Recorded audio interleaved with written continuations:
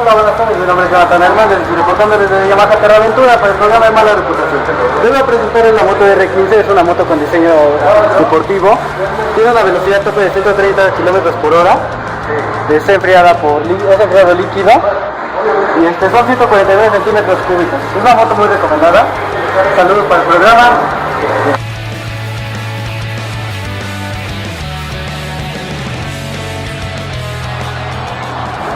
Hola, buenas tardes, mi nombre es Jouna Hernández, reportando desde el Central para el programa de Mala Reputación. Vengo a promocionar esta chamarra que es el modelo RJ2 de Rocha, una chamarra de piel, inteligente, tiene las luces, marca los stops de así de atrás, está sincronizada con la moto. Bueno, vengan aquí a visitarlo.